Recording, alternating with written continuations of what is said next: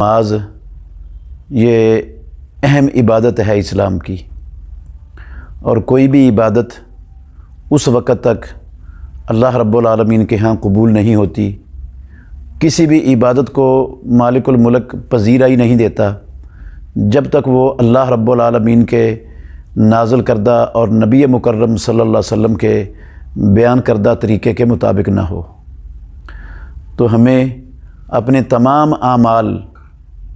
تمام عبادات پوری کوشش کرنی چاہیے کہ ہم سیکھیں کہ محمد الرسول اللہ صلی اللہ علیہ وسلم نے وہ کیسے کیا ہے، کیسے کرنے کا حکم دیا ہے، اور صحابہ رضوان اللہ علیہم اجمعین نے کیسے نقل کیا ہے، کیسے کرتے تھے۔ تو رسول مکرم صلی اللہ علیہ وسلم خود بھی اہتمام کرتے تھے۔ آپ نے ایک مرتبہ ممبر پر کھڑے ہو کر نماز پڑھ کے دکھائی تاکہ سارے لوگ پیچھے تک دیکھ لیں اور اللہ کے نبی کی نماز سیکھ لیں۔ پیارے پیغمبر نے ممبر پر نماز کھڑے ہو کر پڑھ کر دکھائی اور کہا، میں نے اس لیے کیا ہے لِتَأْتَمُّوا بِی، تاکہ تم میری نماز کو سیکھ لو، وَلِتَعَلَّمُوا صَلَاتِی، تاکہ تم میری نماز کو سیکھ لو۔ تو اور یہ حکم بھی دیا کرتے تھے محمد الرسول اللہ صلی اللہ علیہ وسلم، صلو کما رأیتمونی اصلی، اس طرح نماز پڑھو جس طرح مجھے محمد الرسول اللہ صلی اللہ علیہ وسلم کو تم نماز پڑھتے ہوئے دیکھتے ہو۔ تو میں انشاءاللہ الرحمن کوشش کروں گا نہایت اختصار کے ساتھ پیارے پیغمبر کی صحیح ثابت شدہ نماز تکبیر تحریمہ سے لے کر سلام تک پڑھنے کی انشاءاللہ پوری کوشش کروں گا۔ دلائل، چونکہ یہ ویڈیو مختصر ہوگی، دلائل انشاءاللہ الرحمن وہ کوشش کریں گے کسی اور موقع پر ان کو بیان کر دیا جائے۔ تو فی الحال موٹی موٹی چند چیزیں میں اس کو بولتا بھی جاؤں گا اور نماز پڑھ کے انشاءاللہ الرحمن دکھاؤں گا، تاکہ ہر مسلمان وہ محمد الرسول اللہ صلی اللہ علیہ وسلم کی نماز کو سیکھ لے اور جان لے، اور کوشش کرے کہ وہ اس کی نماز محمد الرسول اللہ صلی اللہ علیہ وسلم کے طریقے کے مطابق ہو۔ جو ہماری نماز میں کوتاہیاں ہیں، سستیاں ہیں، کمیاں ہیں، ہم یہ ویڈیو دیکھ کر کوشش کریں کہ ان کوتاہیوں کو، ان کمیوں کو دور کر لیں۔ تو سب سے پہلی بات یہ ہے کہ وضو مکمل کر لینے کے بعد قبلے کی طرف منہ کر کے کھڑے ہو جانے، اور نماز یہ قبلے کی طرف منہ کر کے کھڑے ہونا فرضی نماز میں یہ فرض ہے، یہ نماز کے لیے شرط ہے قبلے کی طرف منہ کرنا۔ اور نیت دل کے ارادے کا نام ہوتا ہے۔ رسول مکرم صلی اللہ علیہ وسلم نے اپنی پوری نبوی زندگی نماز کو شروع کرنے سے پہلے کوئی لفظ اپنی زبان سے ادا نہیں کیا تھا۔ نہ پیارے پیغمبر کے بعد خلفائے راشدین میں سے کسی خلیفہ راشد نے، نہ صحابہ میں سے کسی صحابی نے کوئی لفظ ادا نہیں کیا کہ میں نیت کرتا ہوں فلاں نماز کی، ظہر کی، عصر کی، 4 رکعت کی، پیچھے امام کے فلاں فلاں، یہ کوئی چیز اس طرح کا لفظ نہ اللہ کے نبی نے بولا ہے، نہ رسول اللہ صلی اللہ علیہ وسلم نے بولا ہے۔ نیت ہوتی ہے دل کے ارادے کا نام۔ جو چیز انسان کو اپنے گھر سے، اس کی دکان سے، اس کے دفتر سے اٹھا کر مسجد میں لے آئی ہے، اسی چیز کا نام نیت ہے۔ اس کو پتہ ہے میں مسجد میں کیا کرنے کے لیے جا رہا ہوں۔ تو یہ نیت جب وہ نماز کے لیے کھڑا ہوگا، منہ قبلے کی طرف کر لے گا، اور سامنے اس کے سترہ بھی ہونا چاہیے، کیونکہ رسول اللہ صلی اللہ علیہ وسلم نے سترہ رکھنے کا حکم دیا ہے اور سترے کے بغیر نماز پڑھنے سے منع کیا ہے، اور امام الانبیاء سے سترے کے بغیر نماز پڑھنا بالکل ثابت نہیں ہے۔ کبھی آپ دیوار کو سترہ بنا لیتے تھے، کبھی آپ ستون کو سترہ بنا لیتے تھے، کبھی آپ جو ہے نا وہ نیزے کو سترہ بنا لیتے تھے، کبھی برشی کو گاڑ کر سترہ بنا لیتے تھے۔ کچھ بھی نہیں ہوتا۔ درخت کے پیچھے بھی آپ نے کھڑے ہو کر نماز پڑھی، درخت کو سترہ بنا کر بھی، بیت اللہ کی دیوار کو بھی سترہ بنا کے آپ نے نماز پڑھی ہے۔ اور رسول مکرم صلی اللہ علیہ وسلم کے پاس کچھ بھی نہیں ہوتا تھا تو اونٹ کو آگے بٹھا کر نماز پڑھ لیتے تھے۔ اور عائشہ ام المومنین رضی اللہ عنہا، ان کی چارپائی، وہ چارپائی پر لیٹی ہوئی تھیں، اس کے پیچھے کھڑے ہو کر اس کو سترہ بنا کے بھی رسول اللہ صلی اللہ علیہ وسلم نے نماز پڑھی ہے۔ تو سترہ سامنے ہونا چاہیے، جس کی کم از کم مؤخرۃ الرحل 1 فٹ یا کم از کم 1.25 فٹ کے ہاتھ بلند جو ہے نا وہ نیچے سے اس کی اونچائی ہونی چاہیے، وہ بندے کے آگے ہو۔ اور اس کے یہ آگے رکھنے کا حکم بھی ہے اور منع بھی کیا، اور یہ آگے ہوگا تو کوئی چیز اس کے آگے سے گزرنے سے بندے کی نماز میں خلل نہیں آئے گا، نماز نہیں ٹوٹے گی، نہ شیطان نماز توڑ سکے گا۔ تو اس کے بعد جو ہے نا وہ نیت دل کے ارادے کا نام ہے، تو نماز میں داخل ہونا ہے اللہ اکبر کہہ کر۔ ہمیشہ رسول اللہ صلی اللہ علیہ وسلم اللہ اکبر کہہ کر ہی داخل ہوتے تھے، اور اللہ اکبر کہنے کا آپ نے حکم بھی دیا ہے۔ تو اللہ اکبر کے ساتھ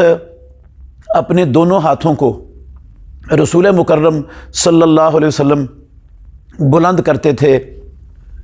کبھی کندھوں کے برابر بلند کرتے تھے، اور کبھی یہ کانوں کی جو لو ہے اس کے برابر بلند کرتے تھے۔ بعض لوگوں کو غلطی لگ گئی، انہوں نے یہ سمجھا کہ کانوں کی لو تک برابر کرنے کا مطلب ہے وہ ایسے کرتے ہیں، یہ کسی حدیث میں نہیں ہے، یہ رسول مکرم صلی اللہ علیہ وسلم کا طریقہ نہیں ہے بالکل سرے سے۔ تو رسول اللہ صلی اللہ علیہ وسلم یا تو آپ کے ہاتھ اس طرح آپ کے کندھوں کے برابر ہوتے تھے، یا تھوڑا سا اونچا اور کانوں کی لو کے برابر ہوتے تھے، اور یہ انگلیاں نہ تو آپ اس طرح کھلی ہوئی ہوتی تھیں اور نہ زبردستی زور سے اس کو ملایا ہوا ہوتا تھا، بس عام جس طرح ہاتھ ہوتا ہے اس طرح رسول اللہ صلی اللہ علیہ وسلم کی عام حالت میں انگلیاں بالکل سیدھی اور ہتھیلیاں قبلے کی طرف، اور یہ کندھوں کے برابر یا کانوں کے لو کے برابر ہوتے تھے۔ اور رسول اللہ صلی اللہ علیہ وسلم نماز کو شروع کرتے وقت کبھی ایسا کرتے تھے کہ پہلے کہہ دیتے اللہ اکبر اور پھر ایسے رفع الیدین کر کے ہاتھ باندھ لیتے، اور کبھی آپ کہتے اللہ اکبر ساتھ ہی ہاتھ اٹھاتے اور ساتھ ہی اللہ اکبر کہتے، اور کبھی ایسے کر کے ایسے کر لیتے اور پھر کہتے اللہ اکبر۔ یہ تینوں طریقے رسول مکرم صلی اللہ علیہ وسلم کے رفع یدین کرتے ہوئے اللہ اکبر کہنے کے یہ صحیح احادیث کے اندر موجود ہیں، مسلم میں، نسائی میں، ابو داود کے اندر۔ تو پھر رسول اللہ صلی اللہ علیہ وسلم اپنے ہاتھوں کو، اپنے دائیں ہاتھ کو، دائیں گھٹ کو اور دائیں کلائی کو بائیں ہاتھ، بائیں گھٹ اور بائیں کلائی پر رکھتے، اور حدیث ہے وائل بن حجر رضی اللہ عنہ کی کہ آپ ان کو دونوں ہاتھوں کو پھر سینے پر رکھ لیتے تھے۔ ناف پر یا ناف کے نیچے ہاتھ باندھنا یہ دنیا میں حدیث کے ذخیرے میں کسی ایک بھی صحیح حدیث سے ثابت نہیں ہے۔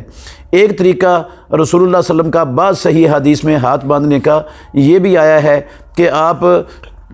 یہ ایک طریقہ تو میں نے بتایا نا کہ اپنا دایاں ہاتھ،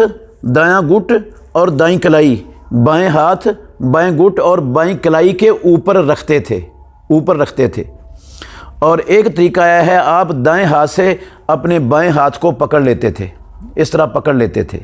یہ طریقہ بھی سنن نسائی میں اور دوسری کتابوں کے اندر صحیح حدیث سے ثابت ہے، اس طرح پکڑ لیتے تھے۔ بعض لوگوں نے ان دونوں حدیثوں کو تطبیق دینے کی کوشش کی ہے جو درست نہیں ہے۔ وہ کہتے ہیں کہ اس طرح ہاتھ رکھے اپنے اور تین انگلیوں کو سیدھا کر لے اپنی بائیں بازو پر، اور چھوٹی انگلی کو اور انگوٹھے کو ہلکا بنا کے وہ پکڑ لے، یہ تکلف ہے۔ یہ نہ تو ایسا کرنے کا رسول اللہ صلی اللہ علیہ وسلم نے حکم دیا، نہ پیارے پیغمبر نے ایسا کیا، نہ صحابہ رضوان اللہ علیہم اجمعین میں سے کسی صحابی نے ایسا کیا ہے۔ یہ خام خواہ لوگوں نے اپنے پاس سے بنا لیا ہے، اس کی کوئی دلیل پیارے پیغمبر کی سنت اور حدیث میں نہیں ہے کہ ایسے ہاتھ رکھنے یہ ضروری ہیں، یہ اپنے پاس سے بنایا ہوا اپنا خیال ہے لوگوں کا۔ تو ہاتھ باندھنے کے بعد، اور یہ حکم ہے، رسول اللہ صلی اللہ علیہ وسلم کہتے ہیں ہم انبیاء کی جماعت ہیں، ہمیں ہاتھ باندھنے کا حکم دیا ہے۔ ہاتھ چھوڑ کر نماز پڑھنا رسول مکرم صلی اللہ علیہ وسلم سے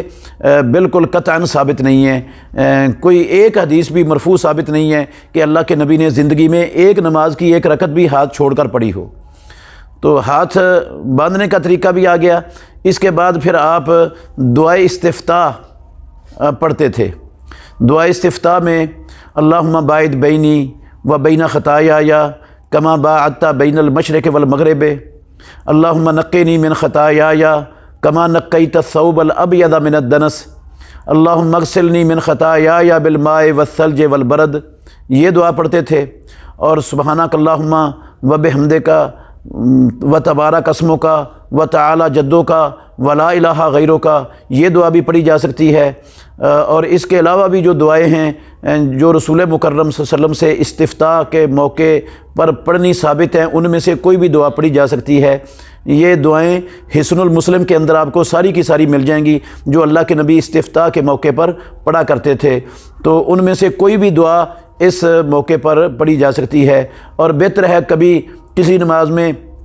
ایک دعا پڑھ لے، دوسری نماز میں دوسری پڑھ لے، تیسری نماز میں تیسری پڑھ لے، یہ زیادہ بہتر ہے تاکہ ساری احادیث پر عمل ہو جائے۔ اس کے بعد پھر اعوذ باللہ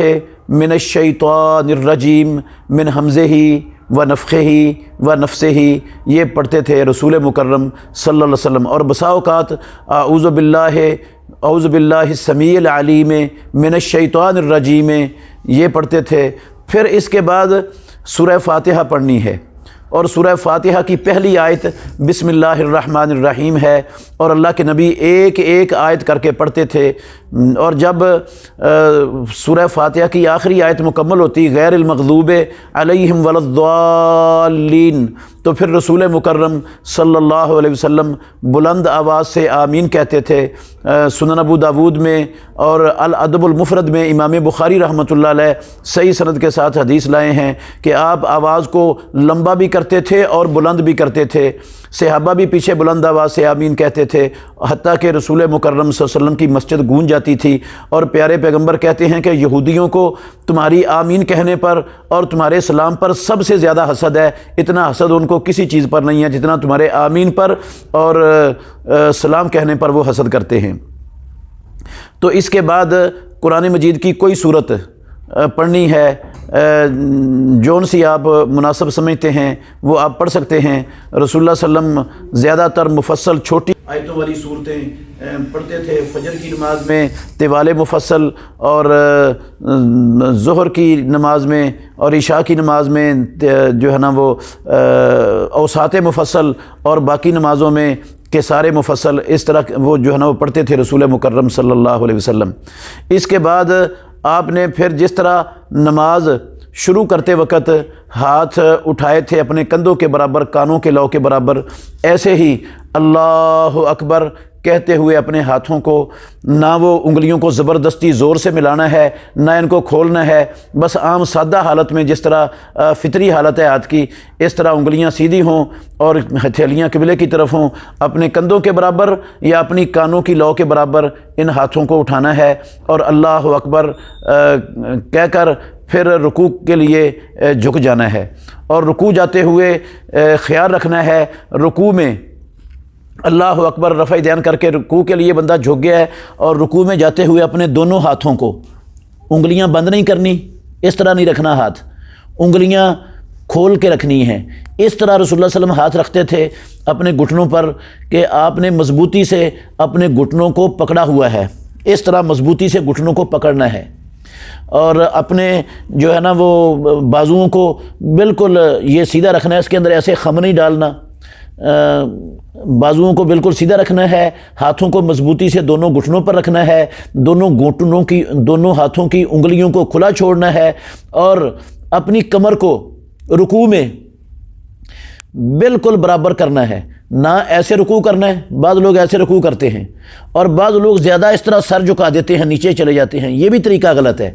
بالکل سر بھی اور کمر بھی برابر ہو۔ رسول مکرم صلی اللہ علیہ وسلم کی کمر پر اگر پیالہ پانی کا رکھ دیا جاتا تو وہ نہیں گرتا تھا، اس طرح رسول اللہ صلی اللہ علیہ وسلم رکوع کرتے تھے، اور اللہ کے نبی نے اس طرح رکوع کرنے کا حکم دیا ہے، اور آپ نے فرمایا ہے کہ اس بندے کی نماز ہی پوری نہیں ہوتی جو رکوع میں اپنی نماز کو سیدھا نہیں، اپنی کمر کو سیدھا نہیں کرتا۔ بلکہ یہ بھی ایک حدیث میں آیا ہے، رسول اللہ صلی اللہ علیہ وسلم نے ایک بندے کو نماز پڑھتے ہوئے دیکھا جو رکوع میں اپنی کمر کو سیدھا نہیں کرتا تھا، صحیح رکوع نہیں کرتا تھا، تو آپ نے اس کو دیکھ کر کہا اگر یہ بندہ اسی حالت میں فوت ہو گیا تو یہ محمد الرسول اللہ صلی اللہ علیہ وسلم کی ملت کے علاوہ کسی اور ملت پر فوت ہوگا۔ تو یہ رکوع کرنے کی کیفیت ہے، نہ سر کو جھکانا ہے، نہ سر کو کمر سے اونچا کرنا ہے، نہ آگے سے ایسا کرنا ہے اور نہ ہی ایسے کرنا ہے، بالکل کمر اور سر جو ہے نا یہ برابر ہونے چاہیے، ہاتھ مضبوطی سے گھٹنوں پر ہونے چاہیے، ہاتھوں کی انگلیاں کھلی ہوئی ہونی چاہیے، اور بازو بالکل ہاتھوں کے ساتھ کسے ہوئے ہونے چاہیے۔ اور پھر رکوع کی جو دعائیں ہیں ان میں سے سبحان ربی العظیم پڑھ لیں، سبحانک اللہم ربنا و بحمدک اللہم اغفر لی وہ پڑھ لیں، یا پھر جو ہے نا سبحان ذی الجبروت والملکوت والکبریاء والعظمت یہ پڑھ لیں، سبوح قدوس رب الملائکۃ والروح یہ پڑھ لیں۔ جو دعائیں بھی رکوع میں ثابت ہیں ان میں سے کوئی ایک دعا ایک رکوع کے اندر آپ اختیار کریں گے، اور اس کو طاق مرتبہ پڑھیں گے تو زیادہ بہتر ہے۔ اگر آپ نے زیادہ لمبا رکوع کرنا ہے اور طاق مرتبہ سے زیادہ آپ پڑھنا چاہتے ہیں، گنتی نہیں رکھ سکتے تو کوئی مسئلہ نہیں ہے، زیادہ بھی پڑھا جا سکتا ہے۔ رسول مکرم صلی اللہ علیہ وسلم سے ایک رکوع میں ایک دعا سے زیادہ دعاؤں کو جمع کر کے پڑھنا یہ ثابت نہیں ہے۔ یہ ہو سکتا ہے کہ آپ اپنی نماز کے ایک رکوع میں ایک دعا پڑھ لیں، دوسری میں دوسری اختیار کر لیں اگر زیادہ دعائیں پڑھنے چاہتے ہیں، تیسری میں تیسری اختیار کر لیں، لیکن ایک رکوع کے اندر رسول اللہ صلی اللہ علیہ وسلم سے ایک دعا سے زیادہ دعاؤں کو جمع کر کے پڑھنا یہ کسی صحیح حدیث کے اندر ثابت نہیں ہے۔ اور رکوع میں قرآنی دعائیں بھی نہیں پڑھنی، رسول اللہ صلی اللہ علیہ وسلم نے رکوع میں اور سجدے میں قرآنی دعاؤں پڑھنے سے منع کیا ہے، روکا ہے۔ اس کے بعد 3 مرتبہ پڑھیں سبحان ربی العظیم، یا کوئی بھی دعا جو آپ نے پڑھی ہے وہ پڑھ کر پھر سمع اللہ لمن حمدہ کہتے ہوئے اسی طرح جس طرح نماز کے شروع کرتے وقت اور رکوع جاتے وقت ہاتھ اٹھائے تھے، نہ انگلیوں کو زبردستی زور سے جوڑنا ہے، نہ انگلیوں کو کھولنا ہے، بلکہ ان کی فطری حالت پر انگلیاں سیدھی ہوں، ہتھیلیاں قبلے کی طرف ہوں، اپنے کندھوں کے برابر تک دونوں ہاتھوں کو اٹھانا ہے، یا اپنے کانوں کی لو کے برابر اپنے دونوں ہاتھوں کو اٹھانا ہے، رفع الیدین کرنی ہے، رکوع اٹھ کر اور کہنا سمع اللہ لمن حمدہ ربنا ولک الحمد حمدن کثیرن طیبا مبارکن فی۔ اور اگر آپ یہ بھی پڑھنا چاہیں تو پڑھ سکتے ہیں ملء السماوات و ملء الارض و ملء ما بینہما و ملء ما شئت من شیء بعد اہل الثناء والمجد احق ما قال العبد وکلنا لک عبد اللہم لا مانع لما اعطیت ولا معطی لما منعت ولا ينفع ذا الجد منک الجد۔ یہ پڑھنا بھی رسول مکرم صلی اللہ علیہ وسلم سے ثابت ہے۔ اور مقتدی جب امام سمع اللہ لمن حمدہ کہے گا، راجح قول یہی ہے کہ مقتدی نے بھی ساتھ سمع اللہ لمن حمدہ کہنا ہے، اور امام سمع اللہ بھی پڑھے گا، ربنا ولک الحمد بھی پڑھے گا، حمدن کثیرن طیبا مبارکن بھی پڑھے گا، یہ سارا کچھ مقتدی بھی پڑھے گا، کیونکہ رسول مکرم صلی اللہ علیہ وسلم کا یہی حکم ہے کہ صلو کما رأیتمونی اصلی۔ جب اللہ کے نبی نے یہ پڑھا ہے تو پیچھے والوں نے بھی سب نے یہی پڑھنا ہے۔ بعض لوگوں کو غلطی لگ گئی، وہ یہ سمجھ بیٹھے ہیں کہ جب امام سمع اللہ لمن حمدہ کہے گا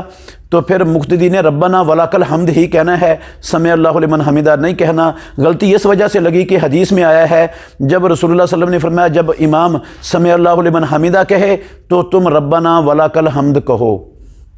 تو انہوں نے اس سے یہ سمجھ لیا کہ سمع اللہ لمن حمدہ مقتدی نے نہیں کہنا، صرف ربنا ولک الحمد کہنا ہے، حالانکہ رسول اللہ صلی اللہ علیہ وسلم کے اس فرمان کے کسی لفظ کا معنی نہیں ہے کہ مقتدی نے سمع اللہ لمن حمدہ نہیں کہنا۔ جس طرح یہ نہیں ہے نا کہ سمع اللہ لمن حمدہ نہیں کہنا، اس طرح وہاں یہ بھی نہیں ہے کہ امام ربنا ولک الحمد نہیں کہہ سکتا، کیونکہ اس حدیث میں تو لفظ اتنے ہی آئے ہیں کہ امام سمع اللہ لمن حمدہ کہے، تو کیا اس کا مطلب ہو سکتا ہے کہ امام نے ربنا ولک الحمد نہیں کہنا اور حمدن کثیرن نہیں کہنا؟ جس طرح اس کا مطلب یہ نہیں ہے، اس طرح جو ہے نا ماموم ربنا ولک الحمد کہے، اس کا مطلب یہ نہیں کہ وہ سمع اللہ نہ کہے، سمع اللہ بھی کہے گا، ربنا ولک الحمد بھی کہے گا، بعد والی دعا بھی پڑھے گا۔ اس کے بعد اللہ اکبر کہتے ہوئے سجدے کے لیے جھکنا ہے، اور سجدے میں جاتے ہوئے سب سے پہلے زمین پر اپنے ہاتھوں کو لگانا ہے، اس طرح۔ یہ رسول اللہ صلی اللہ علیہ وسلم نے فرمایا کہ اذا سجد احدکم فلیضع یدیہ قبل رکبتیہ، جب تم میں سے کوئی بندہ سجدہ کرے تو وہ اپنے ہاتھوں کو اپنے گھٹنوں سے پہلے رکھے، اور یہ حدیث کے لفظ ہیں فلا یبرک کما یبرک البعیر ولیضع یدیہ قبل رکبتیہ، تم میں سے کوئی بندہ اس طرح نہ بیٹھے جس طرح اونٹ بیٹھتا ہے، وہ اپنے ہاتھوں کو اپنے گھٹنوں سے پہلے رکھے۔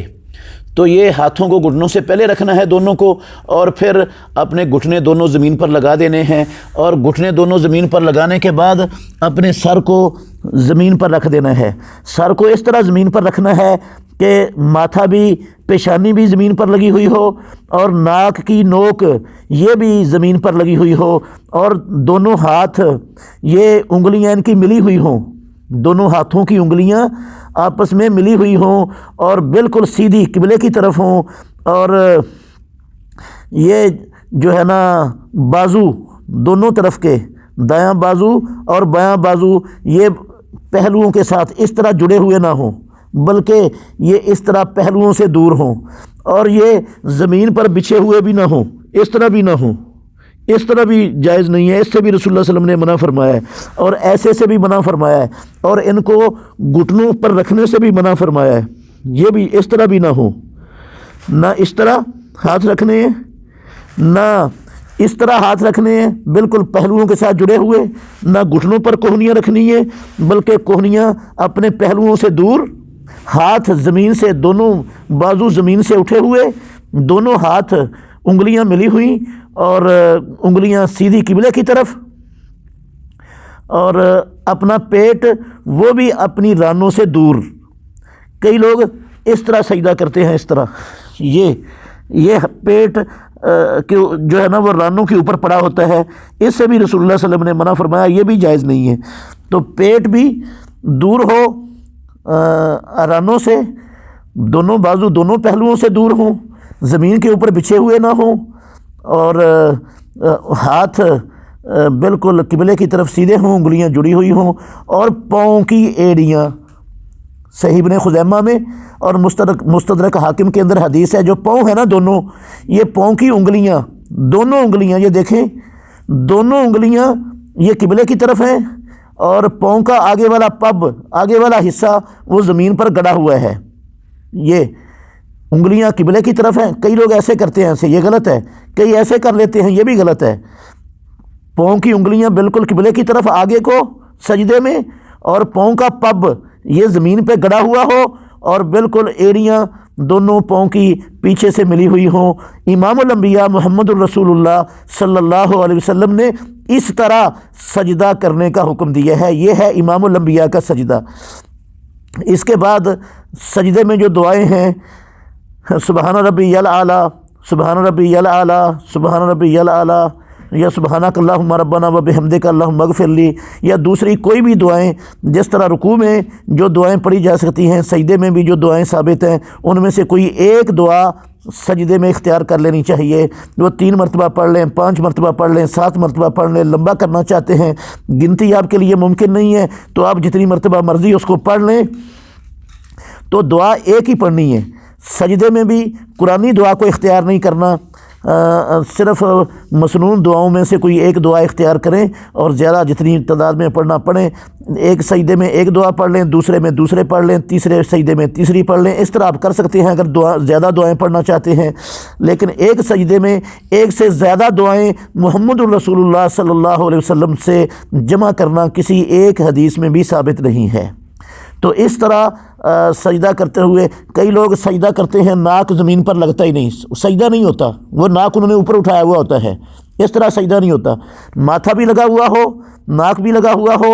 دونوں ہاتھ بھی سیدھے لگے ہوئے ہوں، دونوں گھٹنوں بھی زمین پر ہوں، اور پاؤں کے جو پب ہیں انگلیاں قبلے کی طرف ہوں، پب زمین پر گڑے ہوئے ہوں، اور ایڑیاں ملی ہوئی ہوں، اور ہاتھ بازو پہلوؤں سے دور ہوں، زمین پر بچھے ہوئے نہ ہوں، اور پیٹ اپنی رانوں سے دور ہو، اس طرح سجدہ ہوگا تو پھر محمد الرسول اللہ صلی اللہ علیہ وسلم والا سجدہ ہوگا، اور پھر آپ والی نماز ہوگی۔ اس کے بعد اللہ اکبر کہتے ہوئے آپ اٹھ جائیں اور اپنے بائیں پاؤں کو بچھا لیں، بائیں پاؤں کو بچھا کر اپنے اس کے اوپر بیٹھ جائیں بائیں پاؤں کو بچھانے کے بعد، اور اپنا دایاں پاؤں اس کو گاڑ لیں، جس طرح سجدے میں گڑا ہوا تھا نا۔ دائیں پاؤں کی انگلیاں یہ دیکھیں ادھر، دائیں پاؤں کی انگلیاں یہ قبلے کی طرف ہیں، اور دایاں پاؤں زمین پر گڑا ہوا ہے، اور بائیں پاؤں کو بچھا کر میں بائیں پاؤں کے اوپر بیٹھ گیا ہوں۔ رسول مکرم صلی اللہ علیہ وسلم نے اس طرح سجدے میں بیٹھتے تھے، اور اپنے دونوں ہاتھوں کو اپنی رانوں پر یا گھٹنوں پر رکھ لیتے تھے، اور دعا پڑھتے تھے، رب اغفر لی، رب اغفر لی، رب اغفر لی۔ یہ بھی آپ 3 مرتبہ، 2 مرتبہ، 5 مرتبہ، 7 مرتبہ، جتنی اللہ توفیق دے اتنی مرتبہ یہ دعا بھی 2 سجدوں کے درمیان پڑھ سکتے ہیں۔ سجدے سے اٹھنے کے بعد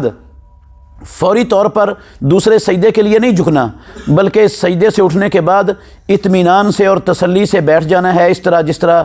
میں نے ابھی اس کی وضاحت کی ہے۔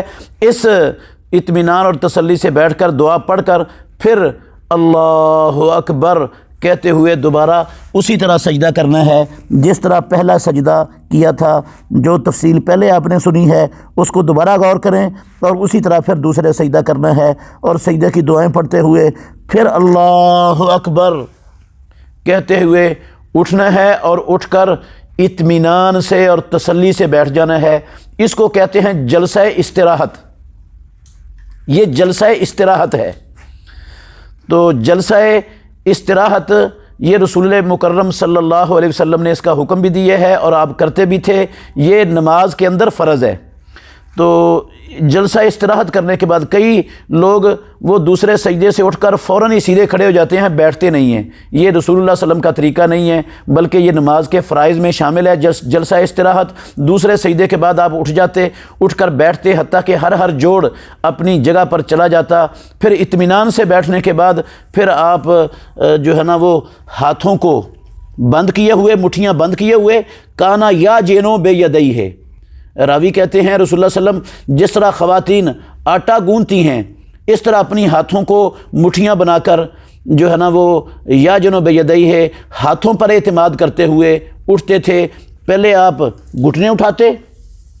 اور پھر ہاتھوں پر اعتماد کرتے ہوئے آپ اللہ اکبر کہہ کر کھڑے ہو جاتے، اور پھر اسی طرح جس طرح پہلی رکعت کے شروع میں ہاتھ باندھے تھے پھر اسی طرح ہاتھ باندھ لیتے، اور پہلی رکعت شروع کرتے وقت دعائے استفتاح پڑھی تھی، دوسری رکعت میں دعائے استفتاح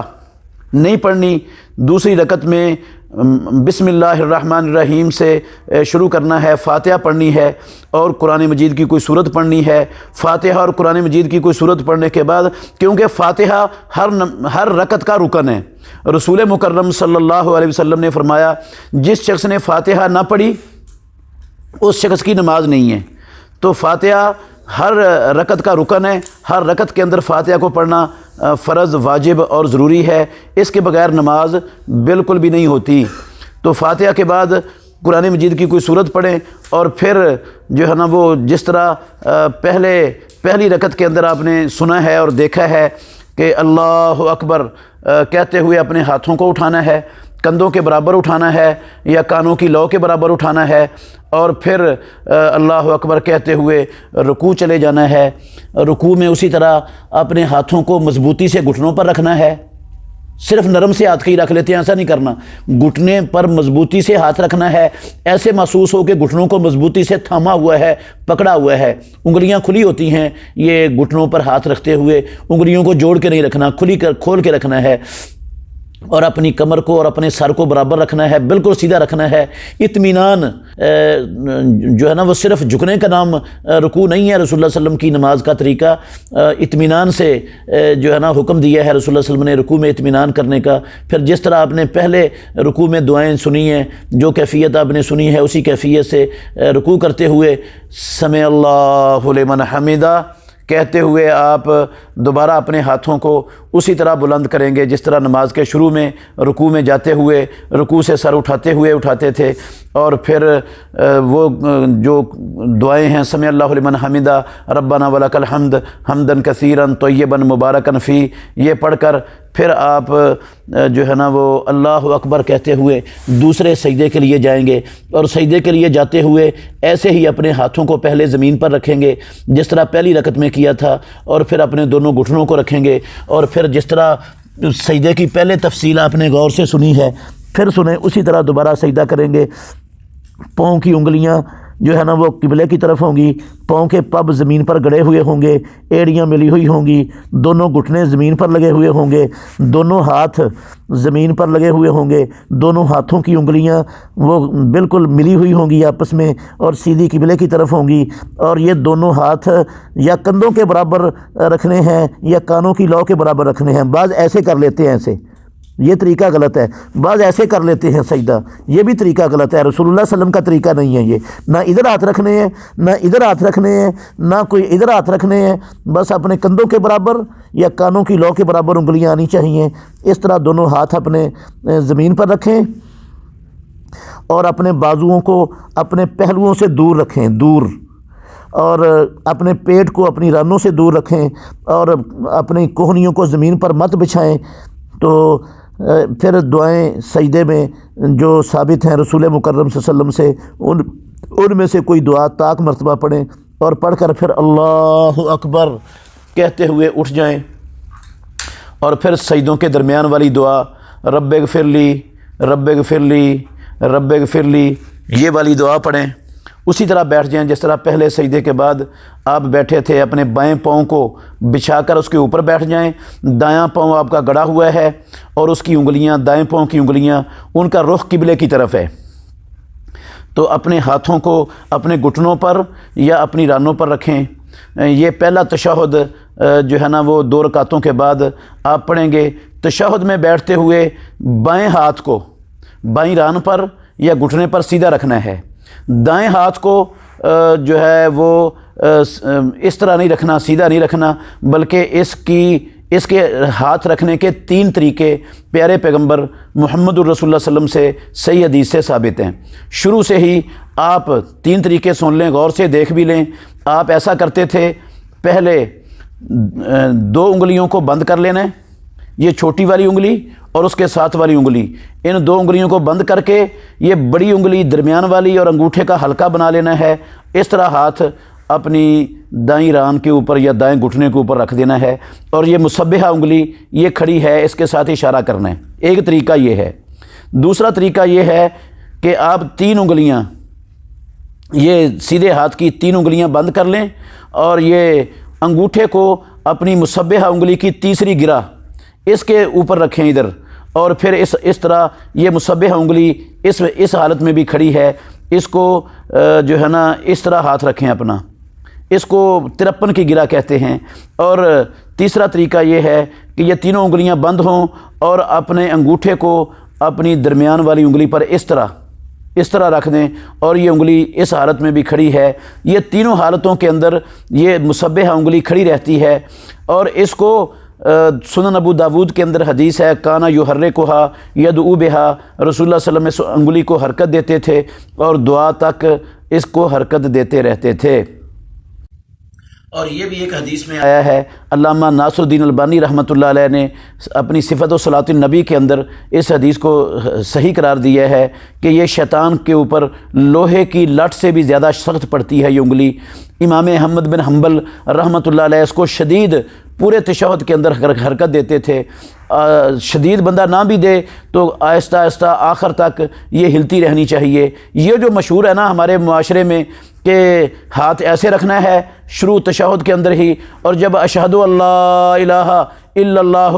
وحدہ لا شریک لہ پڑھنا ہے تو پھر ایسے کر کے انگلی کو اٹھا لینا ہے، اور پھر اشہد اللہ الہ الا اللہ کے بعد دوبارہ ایسے ہاتھ رکھ لینا ہے۔ یہ کسی صحیح حدیث تو دور، کسی ضعیف حدیث کے اندر بھی اس کا نام و نشان نہیں ہے، ایسے نہیں کرنا، بلکہ ان 3 طریقوں میں سے کسی ایک طریقے سے ہاتھ رکھنا ہے، اور انگلی جو ہے نا مسبحہ یہ کھڑی رہے گی، اشارہ اس کے ساتھ کرنا ہے، اور آخر تک یہ تھوڑی تھوڑی حرکت کرتی رہنی چاہیے۔ یہ ہے ہاتھ رکھنے کی تشہد کے اندر کیفیت۔ اور پہلا تشہد ہے یا ایسی نماز کا تشہد ہے جو 2 رکعتوں والی نماز ہے، جس طرح فجر کی نماز ہے یا جمعے کے فرض ہیں، تو اس میں آپ نے جس طرح 2 سجدوں کے درمیان بیٹھے تھے اپنے بائیں پاؤں کو بچھا کر اس کے اوپر بیٹھ جانا ہے، اور اپنے دائیں پاؤں کی انگلیوں کو قبلے کی طرف کر لینا ہے، اور اس کے پب کو زمین پر اچھی طرح گاڑ لینا ہے، اس طرح بیٹھ جانا ہے پہلے تشہد میں بھی، اور ایسی نماز کے تشہد میں بھی جس نماز کی 2 رکعتیں ہیں، فجر کی نماز ہے یا جمعے کی فرض نماز ہے، تو اس میں اس کو کہتے ہیں افتراش۔ پہلے تشہد میں بھی ایسے ہی، اور ایک تشہد والی نماز میں بھی ایسے ہی راجح قول ہے اہل علم کے اقوال میں سے، جو اللہ کے نبی کی سنت کے زیادہ قریب ہے، وہ یہی ہے۔ اور پھر آپ نے تشہد پڑھنا ہے التحیات للہ والصلوات والطیبات السلام علیکہ ایھا النبی ورحمۃ اللہ وبرکاتہ السلام علینا وعلی عباد اللہ الصالحین اشہد ان لا الہ الا اللہ واشہد ان محمدا عبدہ ورسولہ۔ یہ پڑھ کر پہلے تشہد میں بھی رسول مکرم صلی اللہ علیہ وسلم سے بذات خود درود پڑھنا ثابت ہے۔ اور صحابہ سے بھی درود پڑھنا ثابت ہے۔ صحابہ جب یہ آیت اتری ہے نا ان اللہ و ملائکتہ یصلون علی النبی، تو صحابہ نے سوال کیا رسول اللہ صلی اللہ علیہ وسلم سے کہ اللہ نے ہمیں صلاۃ پڑھنے کے ساتھ سلام کے ساتھ صلاۃ پڑھنے کا بھی حکم دیا ہے، سلام ہم نے سیکھ لیا ہے تو صلاۃ کیسے پڑھیں؟ انہوں نے یہ سمجھا کہ جہاں صلاۃ پڑھنی ہے، سلام پڑھنا ہے، وہاں صلاۃ بھی پڑھنی ہے، تو وہ پہلے تشہد میں سلام پڑھتے تھے تو صلاۃ بھی پہلے تشہد میں پڑھنی چاہیے۔ اللہ کے نبی سے بھی ثابت ہے، صحیح سنن نسائی کے اندر صحیح حدیث ہے، کتاب الوتر میں باب الوتر کیف الوتر بتسع کے اندر اللہ کے نبی نے 2 تشہد کیے، اور پہلے تشہد میں بھی درود پڑھا، دوسرے میں بھی درود پڑھا، اور ہر تشہد کے اندر اللہ کے نبی نے دعا بھی آپ سے پڑھنا ثابت ہے، بلکہ حکم بھی دیا ہے کہ جب بھی تم میں سے کوئی تشہد بیٹھے، جب بھی تشہد بیٹھے، اس کا مطلب ہے وہ پہلا تشہد ہو یا دوسرا تشہد ہو، وہ فلیتخیر من الدعاء اعجبہ الیہ، جو دعا اس کو اچھی لگتی ہے، پسند ہے، وہ اختیار کر لے۔ تو جب بھی تشہد بیٹھے کا مطلب ہے پہلا تشہد ہو یا دوسرا ہو، دعا پڑھنی چاہیے، اور دعا کا مقام تشہد میں درود شریف کے بعد ہے، یہ بھی درود شریف پڑھنے کی دلیل ہے پہلے تشہد میں۔ تو اتحیات کے بعد درود شریف کے بعد دعا، یہ پڑھ کر آپ اگر یہ مغرب کی نماز ہے یا ظہر عصر اور عشاء کی نمازیں ہیں تو پھر آپ کھڑے ہو جائیں گے۔ یہ تشہد جو ہے نا یہ فرض ہے، فرض، یہ پہلا تشہد اتحیات پڑھنا یہ فرض ہے نماز میں، تو حکم دیا ہے اس کا رسول مکرم صلی اللہ علیہ وسلم نے، پڑھا بھی ہے اور حکم بھی دیا ہے۔ اگر پہلا تشہد بندہ بھول جائے، اللہ کے نبی بھول گئے تھے تو پیارے پیغمبر نے اس پہلے تشہد کی جگہ پر پھر سجدہ سہو کیا تھا سلام پھیرنے سے پہلے، تو یہ نماز کے اندر واجب ہے، فرض ہے پہلا تشہد۔ تو پہلا تشہد مکمل کرنے کے بعد دعا تک پڑھیں، افضل یہی ہے۔ ویسے بھی پہلے تشہد اور دوسرے تشہد میں فرق کی کوئی دلیل کسی صحیح حدیث کے اندر، مرفوع حدیث کے اندر موجود نہیں ہے۔ تو اس کے لیے اس کے بعد پھر آپ جس طرح اٹھتے تھے پہلے دوسرے سجدے کے بعد ہاتھوں کو اس طرح رکھنا ہے جس طرح مٹھیاں بند کر کے اور آٹا گونتی ہیں خواتین مٹھیاں بند کر کے، اس طرح اللہ اکبر کہتے ہوئے ہاتھوں پر اعتماد کر کے آپ اٹھیں گے، اور پھر کھڑے ہو کر اللہ اکبر کہتے ہوئے رفع الیدین کر کے دوبارہ پھر ہاتھ باندھ لیں گے۔ پھر تیسری رکعت میں سورہ فاتحہ، اور کبھی کبھی سورہ فاتحہ پر اکتفا کر لیتے تھے، اور اکثر اوقات رسول اللہ صلی اللہ علیہ وسلم فاتحہ کے بعد کوئی صورت ملا لیتے تھے ساتھ، تیسری رکعت میں بھی اور چوتھی رکعت میں بھی۔ سنن ابو داود کے اندر حدیث ہے، چاروں رکعتوں میں ظہر کی بھی عصر کی بھی رسول اللہ صلی اللہ علیہ وسلم اکثر طور پر فاتحہ کے بعد کوئی صورت ملایا کرتے تھے، اور کبھی کبھی پچھلی 2 رکعتوں میں صرف سورہ فاتحہ پر اکتفا کر لیتے تھے۔ اس کے بعد پھر آپ آخری تشہد جو بیٹھتے تھے، اپنے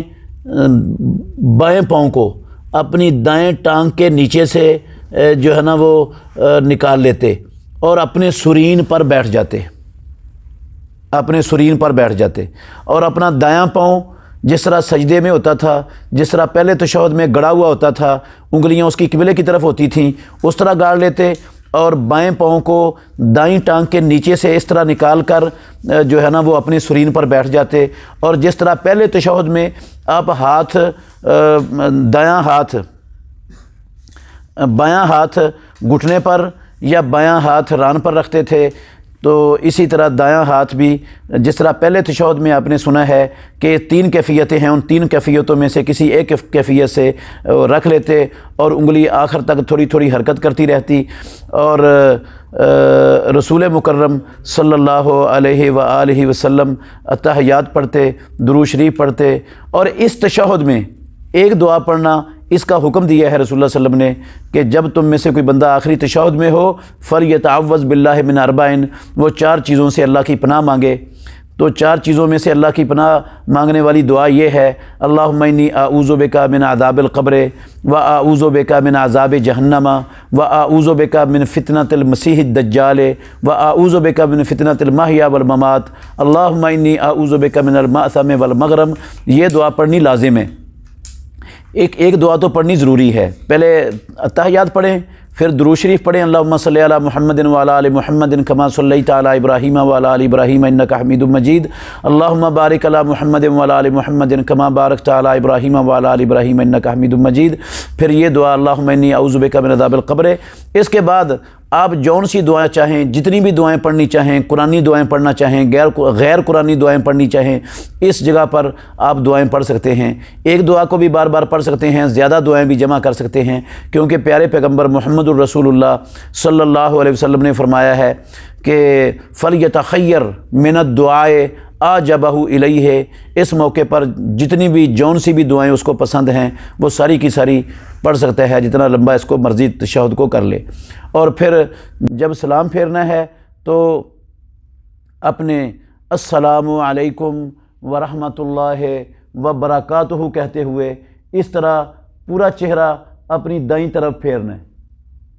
इस तरह दाएं कंधे की तरफ, और बाईं तरफ अस्सलामु अलैकुम व रहमतुल्लाह। अगर आप सिर्फ अस्सलामु अलैकुम व रहमतुल्लाह,